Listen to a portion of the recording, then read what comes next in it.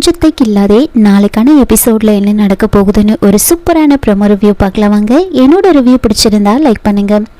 கௌதமும் மதுமிதாவும் ஒருத்தர் எந்த அளவுக்கு புரிஞ்சு வச்சுருக்காங்க அப்படின்னு தெரிஞ்சுக்கிறதுக்காக ரேணுகா ஒரு சில கேள்வியெல்லாம் அவங்க 2 பேர்கிட்டையும் கேட்குறாங்க. மதுமிதா கௌதம்க்கு என்னெல்லாம் பிடிக்கும் அப்படின்னு கரெக்டாக சொன்னதை கேட்டு கௌதமே ஷாக் ஆகுறாரு. இதே மாதிரி மாயா ஜீவா கிட்டேயும் வந்து கேட்டுட்ருக்காங்க. அதுக்கப்புறமா எல்லாரும் பட்டாசு வெடிக்கிறதுக்காக போகிறாங்க. அங்கே ஸ்ருதியும் கிரணும் வராங்க.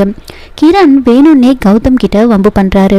அப்போது ஸ்ருதி வந்துட்டு கிரணை திட்டிகிட்டு இருப்பாங்க. அவர் எவ்வளோ பெரிய ஆள், எதுக்காக நீ இப்படியெல்லாம் பண்ணிட்டு இருக்க, கொஞ்ச நேரம் நீ அமைதியாரு அப்படின்னு சொல்ல அதெல்லாம் கிரண் கண்டுக்காம வேணும்னே கௌதம் வந்து கிண்டல் பண்ணி பேசுகிறாங்க. சார் உங்களுக்கு அதெல்லாம் செட் ஆகாது அப்படின்னு சொல்லி ஒரு சின்ன பொம்மை துப்பாக்கியை வந்து வாங்கிட்டு வந்து அதை வந்து கௌதம் கிட்ட கொடுக்கறதுக்காக போகிறாங்க. இப்படி கிண்டல் பண்ணி பேசினதை பார்த்ததுமே கௌதம் சந்தோஷ்க்கு சிக்னல் கொடுக்க சந்தோஷ் ஒரு பேக்கை எடுத்துகிட்டு வந்து அதிலிருந்து ஒரு துப்பாக்கியை எடுக்கிறாரு. எடுத்து கௌதம் கிட்ட கொடுத்ததுமே அதை பார்த்து கிரண் கிண்டல் பண்ணுறாரு.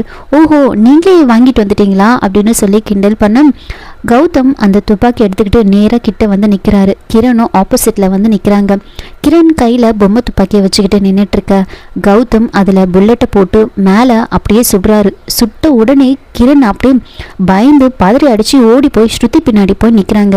அப்போது சந்தோஷ் அதை பார்த்து சிரிச்சுட்டு, தம்பி என்ன நீ வச்சிருக்கிற மாதிரி அது என்ன டம்மி துப்பாக்கின்னு நினச்சியா, ஒரிஜினல் துப்பாக்கி அப்படின்னு சொன்னதுமே மதுமிதா என்னது ஒரிஜினலா அப்படின்னு ஷாக் ஆகுறாங்க.